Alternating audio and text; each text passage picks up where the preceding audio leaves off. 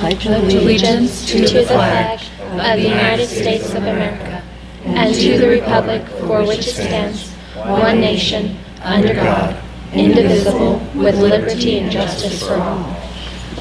Well, thank you all for coming tonight. I see we don't have anybody signed up for comments, so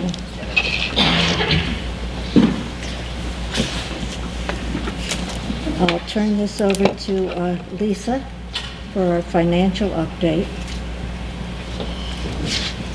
Well, actually, the financial update is the beginning of the budget workshop. Should I proceed to the next agenda item? Okay. Okay, all right.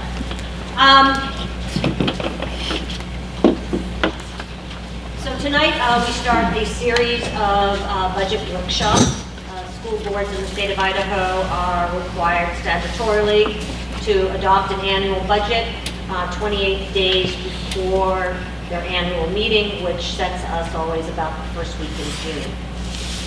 And my portion of the presentation tonight, then followed by Superintendent Woodward, is to give you as the board basically a financial platform that compares the current fiscal year we're in, fiscal year 16, to our projected changes in revenues and expenses for next fiscal year 17, which starts on July 1st, 2016. It's important to just keep in the back of your mind as this presentation is being made that the assumptions are that all staff that are currently in place would be in place. That's the comparison. So, let's get going. So there are a couple of important things to share with you. The first is that we have what is called a supplemental levy. It's a property tax levy. It was approved, it's a 2-year levy, and we are in the first of the 2 years. So fiscal year 16 and then into fiscal year 17, and it's a fixed amount. It's a little over a third of our general fund revenue source. The next important thing to share with you is that of about a $30 million budget, about $5 million of that are federal funds, the largest of which is our child nutrition program, and then there are other federal appropriations. Title I, Title II, Title 6B, Title 6B preschool. And though the federal government's fiscal cycle is not concurrent with our fiscal cycle, ours starts July 1st and theirs starts October 1st. So right now, we don't even have our estimated federal appropriations for next year. What generally happens is in late April, we receive an estimate, and then in August, we receive a final appropriation that then can, as the fiscal year on the federal side clicks along, be adjusted up or down. So we're making a projection on what our federal revenues will be for next year. We do know what our state appropriation will be. Our Idaho legislature adjourned last week, and the increase overall on the state level is about 7.4%. The dollars over what our current appropriation for the state will translate into $1,277,000 more than what we currently receive. And I'll go into detail in a moment on that. Also very important is that we are projecting basically flat enrollment with some particularly important changes from a funding perspective in some of our schools. Okay, this is really small. At our last board meeting, I presented this to you as the board, so this shouldn't be new information. And all it says is what our statewide appropriation will be, and then in my handwriting on the far left, what the increased dollar amount per line item over current would be. And the most important things to look at are the first figure, which says $75,285. The state appropriation includes a 3% increase for classified staff and for certified administrators. Just below that is the figure of $481,000. On the state side for teachers, year 2 of the career ladder is being, being implemented, as well as moving, for our district, it was about 17 pupil support staff onto now what's called the career ladder. The average on the state side is a 5.5% increase for teachers. For us, it's a little bit less. It translates to about a 5.2% increase. Then, almost at the very bottom, you'll see the figure of $323,000. These are called discretionary funds. That's not very telling as far as how those dollars are spent statewide. They really are operational dollars. And then below that, the final figure of $127,226 was something that after JFAC set the appropriation, came back and because of the way the legislature works, there was a literacy bill approved. So overall, again, our increase at the very bottom is $1,277,000 over current. So of course, the largest portions of that are changes to compensation and then again on the discretionary funding.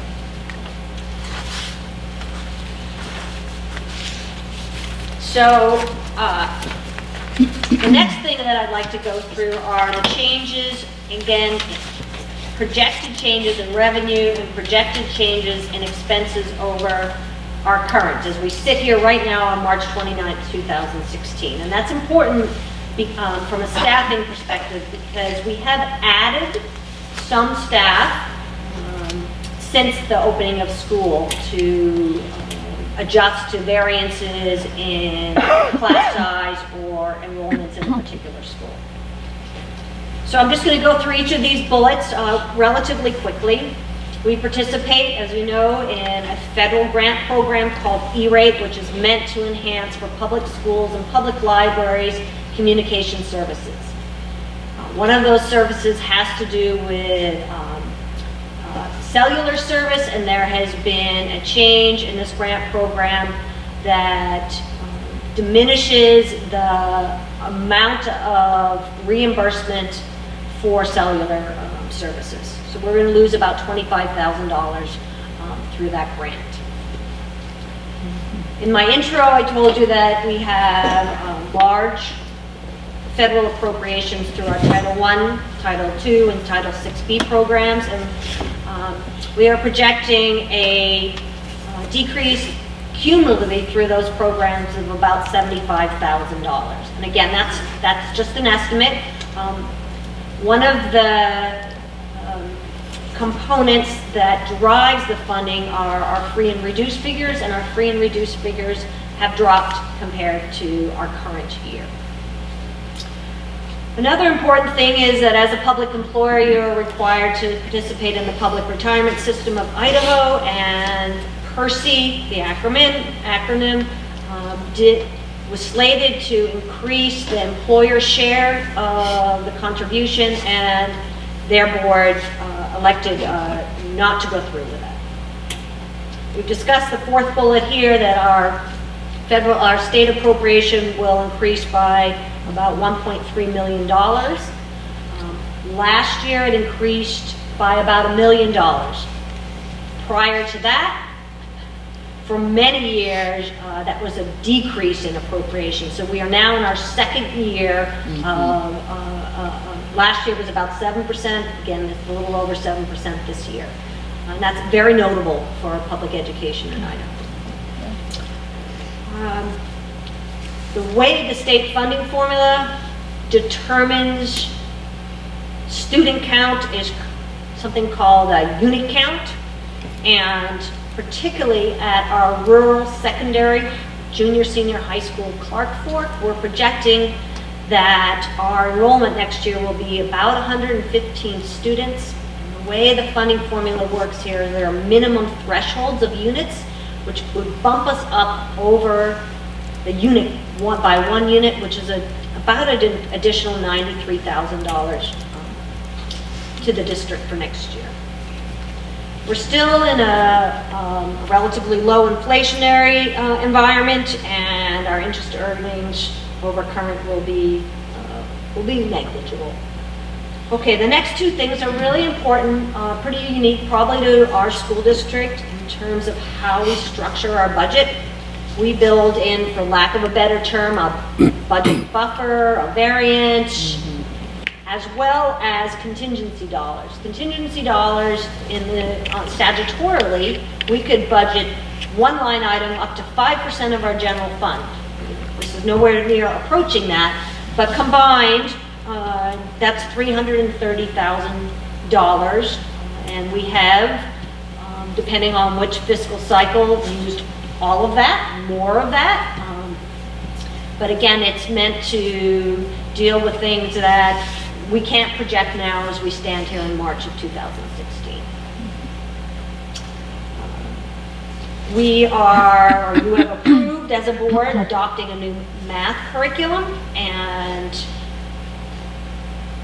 almost all of our curriculum costs are in our property tax supplemental levy, and we built that supplemental levy through a series of workshops in, let's see, that would be October of 2014, right? So 15 years ago, literally. And the cost of that adoption is more than we originally put into our supplemental levy. I hate to interrupt you, I'm sorry, but I thought that we were, with what we had chosen, was under the budget. Overall, moving professional development dollars and consumable dollars and new curriculum dollars, we're still in aggregate short $125,000.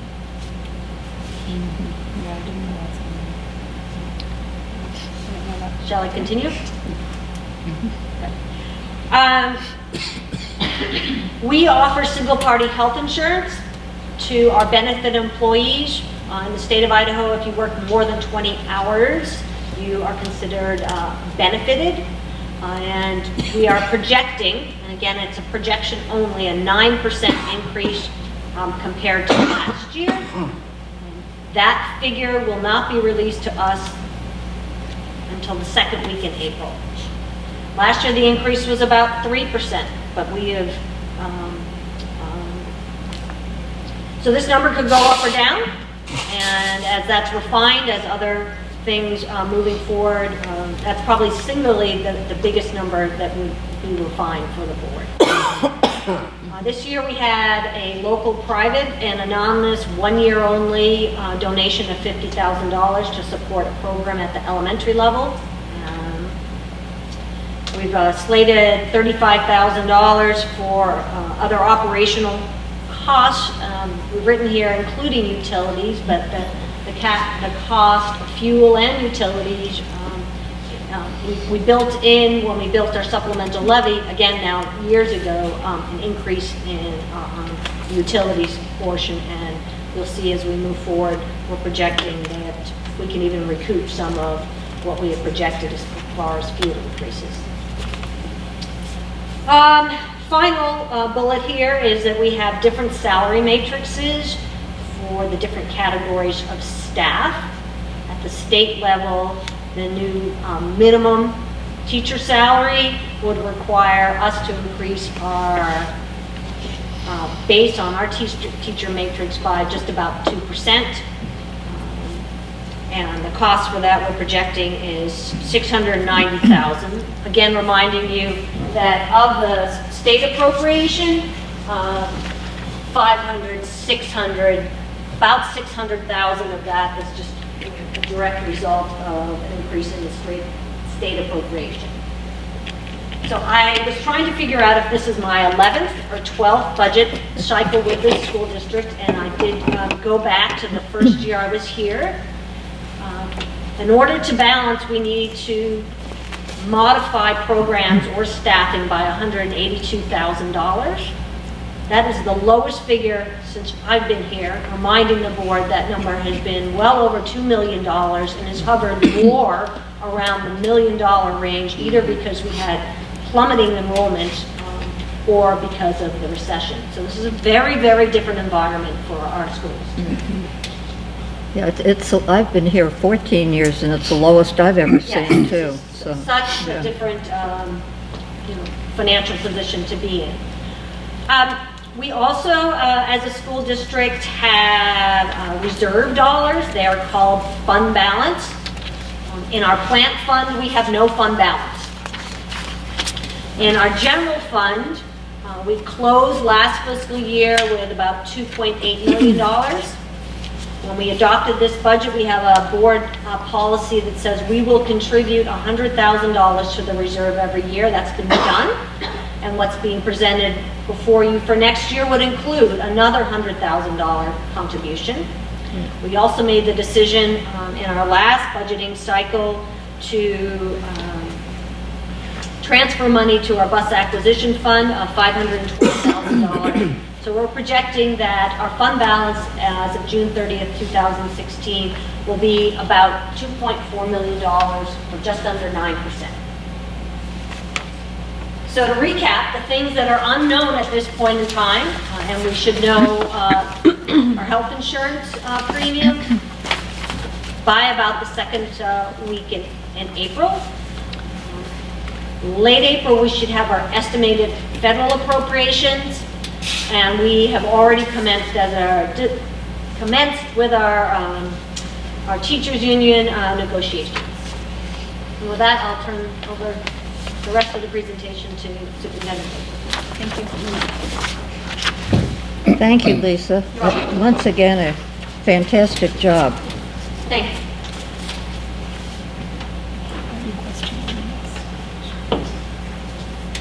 So, yeah, this is a much different environment for sure. This year, my fourth year here, I think last year we were closer to $900,000 was our bottom line.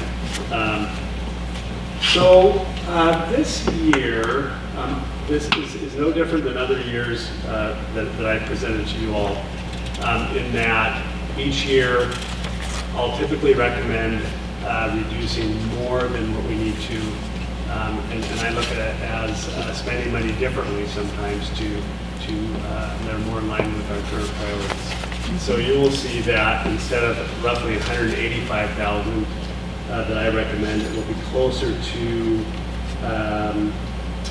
$288,000, and I'll go through the entire presentation and give you rationale as to why I suggest that we would do this. I've kind of put the presentation into a couple of different categories. So I'm going to start with pass-through reductions. So we are anticipating a reduction in the federal monies that we are going to receive. And so, as in years past, we just pass that through to those particular budgets. Now, we budgeted conservatively, and we could come in better than this, have to reduce less, and if so, those dollars will go straight into those categorical programs.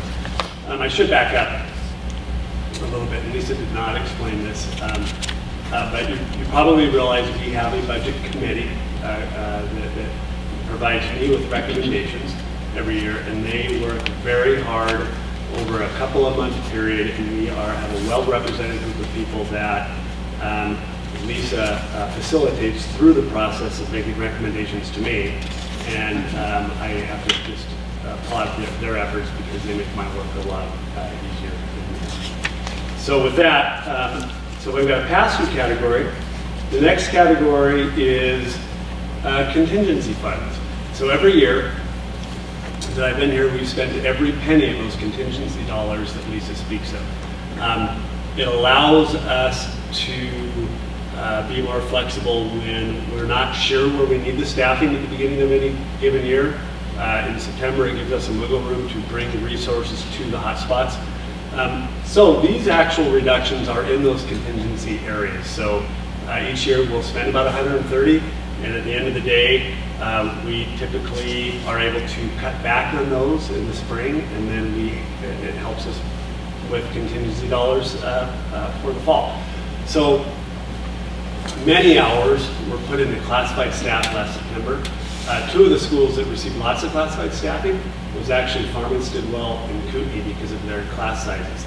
You'll see later on here, I'll explain that rather than fill those with classified positions, we're actually adding elementary staff because we know their enrollment is climbing in those buildings.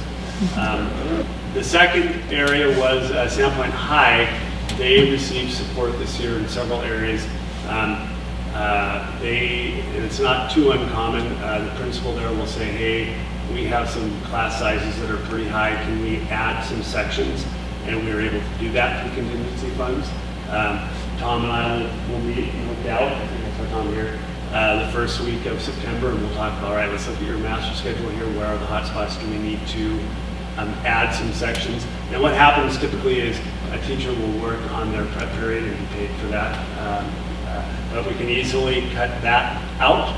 And then an elementary teacher. Last year we hired an elementary teacher at Southside during the first week of school. I walked into a classroom as I promised the teachers I would do every year. And if it looks like, oh my gosh, then we're going to use contingency dollars to hire more staff. Last year it was, we had a 5-6 combo class at Southside.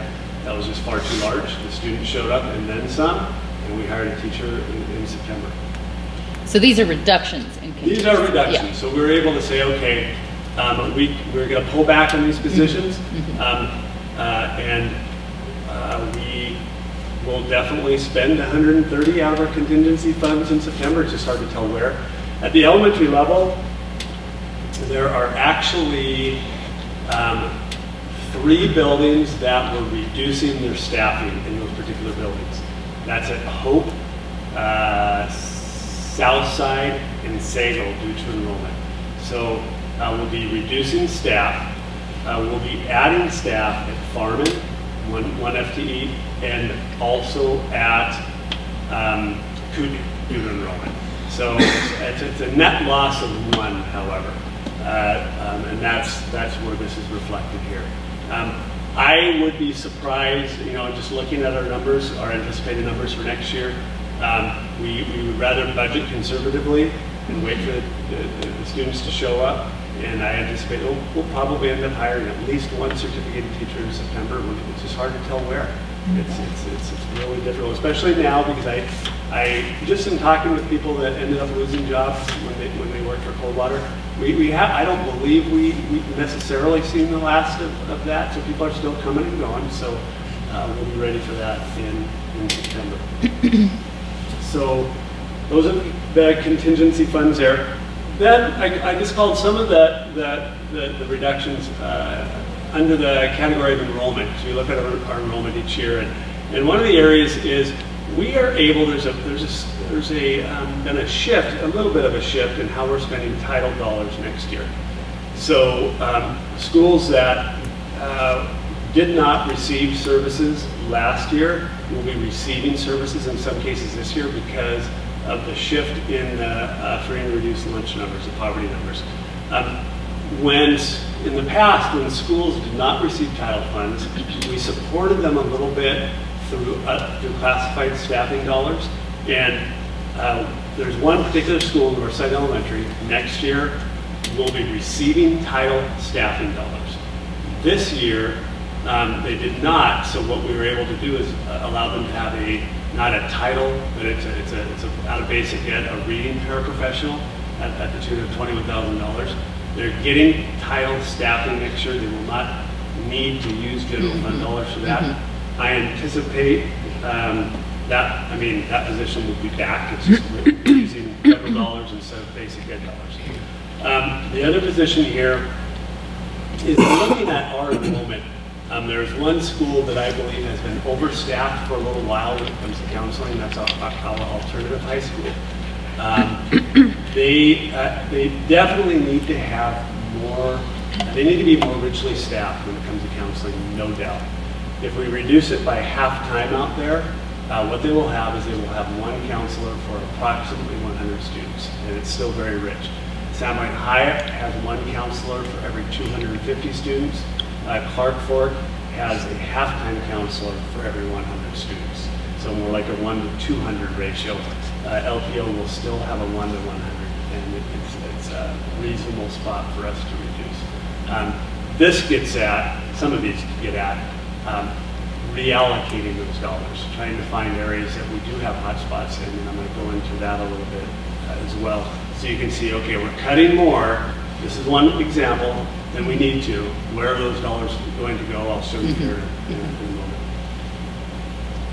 Other reductions, thankfully fuel costs have stayed down and we expect them to stay down. That's not a lot of money, but it's still, both Matt and James believe we can cut our fuel budgets in those departments by 25% to about $11,700 savings. And we're also would recommend that we reallocate some of our state leadership premium dollars. We can spend some of those money, some of the dollars that we receive. It's about $250,000, and I'm pretty close to $250, I believe. We are recommending that we take $48,000 to help offset the costs of our school counselors at the secondary level, which we can do. That's within the spirit of the law because of the way they recognize, the state does, that, yeah, you have needs in that area. This is one area you can spend those dollars in. We are still going to be able to maintain leadership stipends for the majority of the dollars that we're spending. And I'll kind of explain why that's... You said secondary counselors? High school level? Yeah, we can pay for some of the staffing that we're currently using our regular ed dollars for our basic dollars, or we can use some of those state leadership Just dollars. moving where the money's coming from. Exactly. And it'll make a little more sense in this next slide on what I would recommend to do with the additional reductions that we make. About 8 years ago, I believe, roughly 8 years ago, during very hard times, the elementary counselors were reduced. Each year, I hoped that we would be in a position where we could find a way to start bringing back that position. It's very, very important that we do so. We have a goal to, within 3 years, to have 3 counselors at the elementary level. Would really have a vision where we would have not only school-based counselor, but licensed clinical social worker on our staff, as well as a professional counselor. All 3 of those types of specialty areas are very specific to needs that we have in the district. And so that would be the long-range vision. This is an opportunity for us this year, out of our reallocating some dollars, to start with bringing one back. Dr. Meyer, along with Marcy Wilson, the executive director of PAVE, they have written a grant for another one, and I hope that we get it. So we could start September with 2. That'd be awesome. Yeah, which would just be incredible. Great. That is pretty much a top attainable number with benefits at $65,000. It depends on how much experience they bring. It could be $20,000 less than that. We'd rather plan on someone coming in with lots of experience. They do. Great. Half-time instructional coach. That's in there because we have been mostly relying on grant dollars for those positions to this point. When you see instructional coach, think staff development. That's the major focus there. I was used to working in districts that rather than send people away, we had coaches to be able to do more in-house work with our staff. There'll be a time where we can't get grant dollars for those positions anymore. I believe they're valuable enough that we need to start saving for that time. It's probably a year away from not being able to receive grant funding any longer, because it'll be 3 years this year or next year. So I'd recommend $25,000 goes towards a half-time instructional coach. The credit reimbursement program, years ago, prior to my time here, we were able to reimburse cert staff for working towards advanced degrees. That was cut out. We would like to slowly bring some of that back in the name of recruitment and retainment of staff. This here, $10,000 a year, what it would do for us is to simply allow for people that we're recertifying, which are required in Idaho to do every 5 years, and it's 3 credits, and you're recertifying, and we'll reimburse you to recertify, to keep your certificate current. That's not a lot in the whole scheme of things, but just from a morale standpoint, I think treating people correctly, that's a small price to pay. And then the $5,000, that's just a number to kind of balance things. We're just to see that we're making more reductions. I would recommend more reductions than we need to. That $5,000 number is small, but we have to start somewhere. We are adding choice programs to the district. We'll continue to do so as long as you believe it's an important thing for us to do. Such as, when I say choice program, I talk about our ELP program at Farmers Stidwell, talking about the work that Clark Fork is doing, and we're allowing students to choice into that school options for families. The Homeschool Academy that I'm working on right now, that we're getting interest for that. A lot of interest initially. Doesn't mean that they'll sign up, but people are actually starting to meet with me about it. All of those seed programs, if you will, cost money. And this is just a little bit that we can put aside and say, okay, Clark Fork, you're not raising enough money to get the stream sampling things that you need for the backside of Schweitzer at Open Lake or whatever. There's a lot of things we haven't really budgeted for. This will give a little bit of money there, and hopefully we can find some other ways for grant dollars to do such. So there you have it. A lot less painful than in years past. For sure. So it's roughly, sorry, I'll give you the rounded version. Lisa's number was around $183,000. I'm recommending about $288,000, about $105,000 difference. So that's what that reflects right there. Yes. But back on, I think it was like your second slide, there was a reference to Title I and Title 6B. Yes. And those are some of the pass-throughs from the federal cuts. Are we able to absorb those without hurting our programs? 6B is special ed. Yeah. So And 21,000, how does that impact our special ed well, we program? don't know as of yet. Both Jackie for Title I and Dr. Jansen for special education will have to sit down and determine what that would look like. I don't know ultimately when we'll find out for sure. Lisa, do you know what those budgets would look like typically? Toward the end of April? End of April. Yeah. And with respect to the Title I budget, Jackie and myself have gone through several iterations with this projected cut with Title I, and there would be no staffing cut. There's going to be a change in the grade configuration that's served. With Title 6B, we've not had that discussion. That probably 21,000 is basically probably a full-time parapro. Yeah, But there's been less work done on that. okay. I'm just curious the impact it'll have on the program.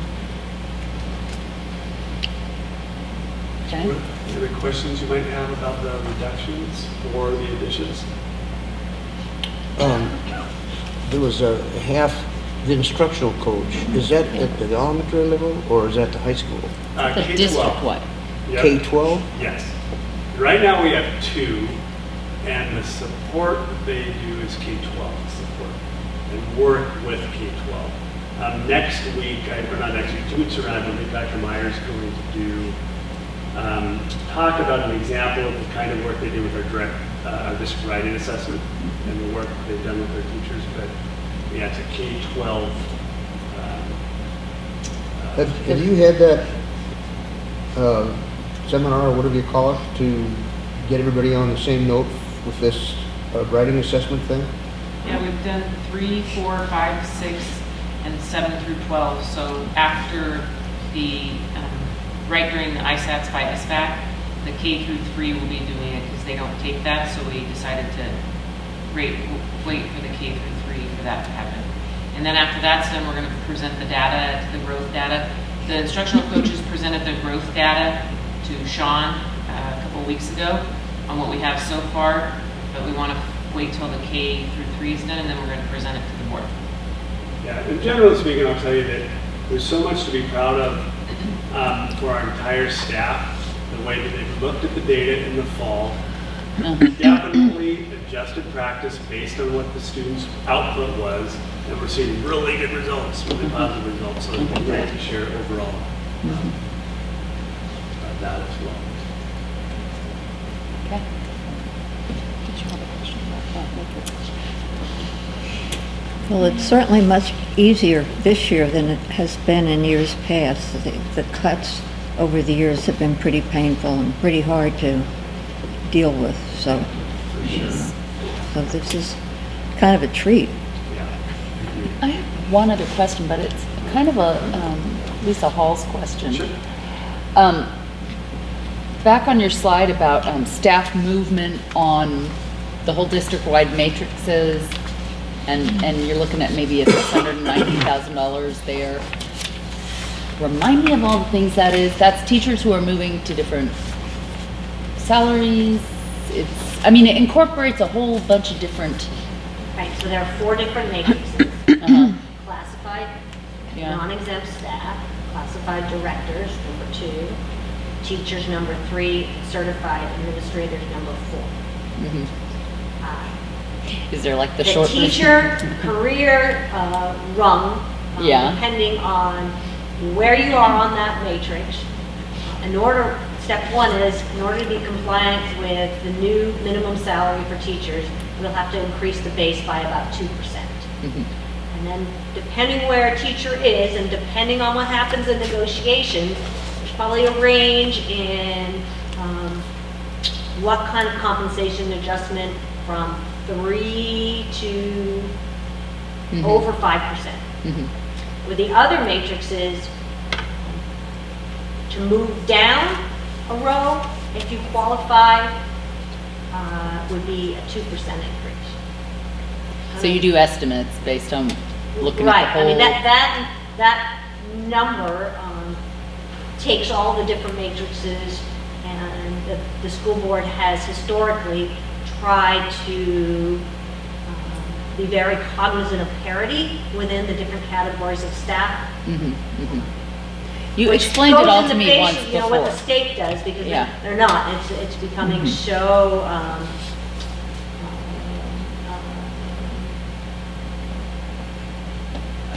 I should say that the state has set up a interim committee this summer to look at the funding formula, and singularly, one of the biggest driving factors is now they've done a lot of work on how teachers are being compensated, and these other categories of staff have not had that kind of scrutiny, and so the funding formula is really out of balance as far as, well, it's about 5% for the teacher, 5.5%, and 3% for the certified administrators and classified. In our district, we have not followed that modality. We have tried to very in a meditated fashion give like increases to all categories of staff historically. So that's what that number represents. Thank you for giving me the overview again. Yeah. What's your timetable or schedule for negotiating with your teachers? I'm not on the negotiating team, so I will defer to a member that is. We meet again tomorrow or Thursday, I can't remember. Thursday. It's Thursday for our next meeting, and we'll wrap up a good deal of it that day, and we may meet, could meet 1 or 2 more times depending on a few issues that we're working through. But we would definitely, most definitely be done with that by, I'm just looking at Brian when I say this, I would guess by the 3rd week of April at the very latest. And that we should be. We tend to be first in the state in many things, and that's one of them. We try, you know, because it's an open process, to be honest with you.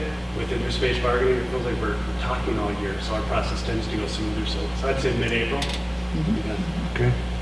And what's your retirement schedule look like for this year? I think we have, oh boy, how many letters do we have at this point? Roughly 6. There we go. Yeah, at this point today, 6. I think we might have received another today. Today is 6. Today was 6. Okay. Another question about the unit of 115 students at Clark Fork. I'm always going to ask about the lunch program. Do you think with this estimated amount of students that this is something that we'd want to think about bringing the lunch program back, or do you think it's warranted, or? We could Or- survey, yeah, we could definitely, once we see the students in the seats, we could definitely in the fall survey to find out if we were to bring it back, who would purchase lunch. We went through a lot of growing pains with that last year. This year I've taken exactly 0 phone calls. I ask every time I'm out there about how's it going, what's going on, are things getting better? And it's very, very, very, very quiet. I think part of it has to do with, as a district, we're able to save money but still provide a lunch to anyone who wants it at no cost. We've made menu adjustments over the course of the time since we've been doing this to better satisfy what the wants were from the people that were out there. So but with that said, I think it would be very wise, because really it is a numbers game. If we anticipate bigger enrollment, we need to ask the question next September about, because if it becomes a break, or not even a break even point, we will not break even out there, we will supplement. It's just too small to score. But we really ought to check into that in September. What percent of the enrollment is now participating in that free lunch? Oh boy, I haven't checked in the last couple of months. Phil's not here. It's not. I'm not sure. It was very high at the beginning of this school year. Do you remember how many lunches they were doing? I'm sorry to put you on the spot. I'll find I out. don't want to give this information. Well Yeah. over 30%, but, Oh, 30%? well over, but we can give you that figure. I'll send a note on Friday to you guys about where we're at with that.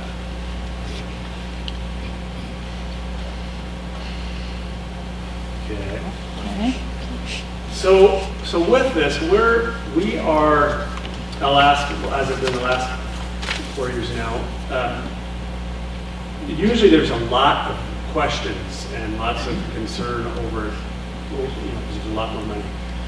And you tasked me with going back to answer any questions that you might have and present further at the next meeting, which I'd be happy to do if you have anything that you want me to look into related to these recommendations.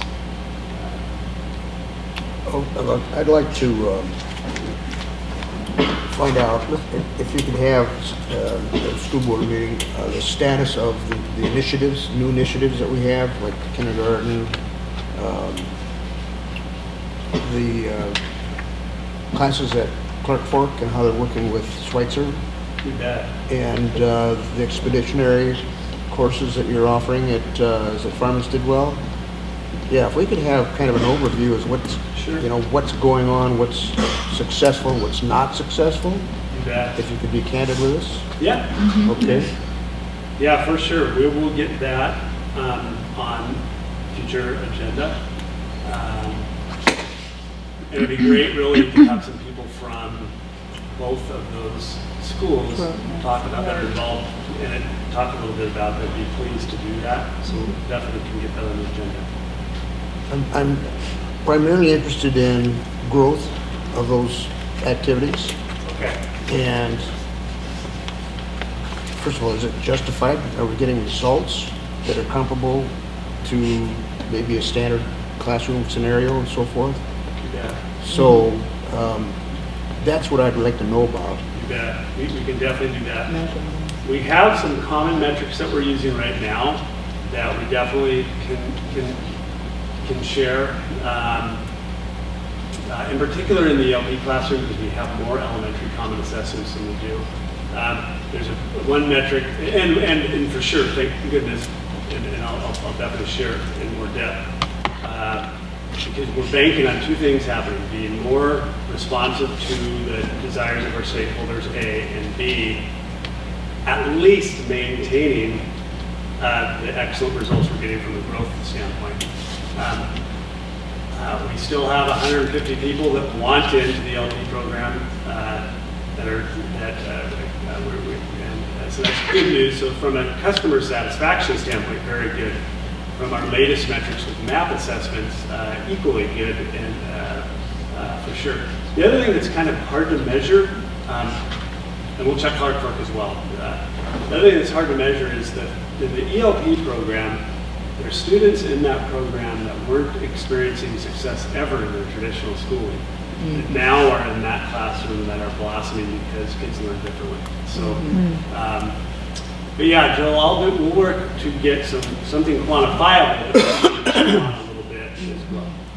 I would also be interested if you could foresee any new initiatives that might be looking to explore or worthwhile. I know at one point in time we were talking about possibility of exploratory class, or what do you want to do out there at LPO with a reduced enrollment. I assume it's going to be significantly reduced next fall. I'm not sure yet. You're not sure?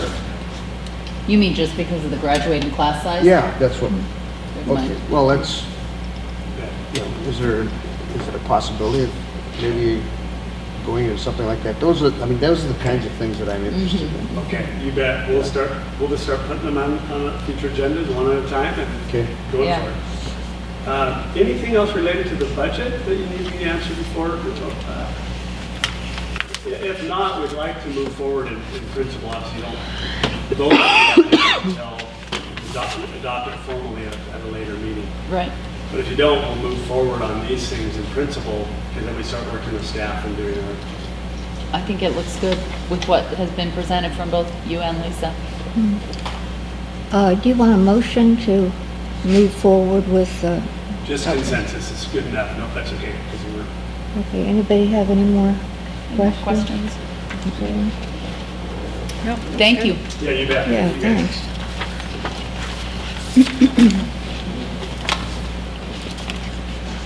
And once again, Lisa, thank you for your thoroughness and your really hard work. You're a gem. We appreciate it. You make our job a lot easier. Yeah. Can I have a motion to approve the consent agenda? Make a motion to approve the consent agenda. I will second that. All in favor? Aye. Aye. Do we need anything on the HR report? That's just part of Part it. of the, That was part part of of the consent agenda. Okay. So we're good. All right. So, any announcements? I just have a quick one. I don't want to embarrass Mr. Penrose back there, but if you haven't seen the paper on Sunday, that was a very nice article about your school, and it was just fantastic. So if you haven't seen it yet, I have a copy in my office, and just a fabulous 2-page article on interview with Dave Gunter, and he always does such a great job. Yeah. But I thought it was just outstanding, and that there's such a positive spotlight on that school. So, as a matter of fact, we'll get you. I'll just make sure you guys get copies so you can see it. I have it. Okay, awesome. Yeah, I already have it. And you have it. I'm gonna frame it, Jeff, you know, hang it on the wall. Yeah. A while back, was it 2 years ago, you got $1 million supposedly? What's the status of that? Is that over and done with? Funny you said, that's actually why I called, that's why the article was supposed to be about, was what we've done with that money. And we're moving. So we've been allowed to apply for 2 separate continuation grants. We are in year 3, we're wrapping up year 3, actually, and we'll have to go first. We're in year 3, so we were recently granted a $9,000 and $50,000 continuation grant for that same work. And then we're waiting a year for $120,000. Just that's all for just next year. So we are hoping to continue that work we're doing. We're of course going to have to reduce some of the things we've been doing, but if we get these grants, it'll be a nice step down. Yeah. I have another question. Lisa, are we on schedule with your facilities planning that you presented to us here earlier? Yes. Okay. Yeah, Joel, next week, or on the 12th, we will, it's on the agenda, so we'll have an update. Okay. Yeah. I just want to know if we're on schedule the way it was presented earlier. Okay. Okay. I have it on my schedule that there is senior presentations The second round, yes. So our big Tomorrow? class tomorrow, the second round, as much national team running through the school today, so I'm hoping they'll be ready. I can't get there till 1:30. Will it be over? It's supposed to run until 2. Probably not. I'll try and get there a little before 1:30. Okay. Okay, Tom, any,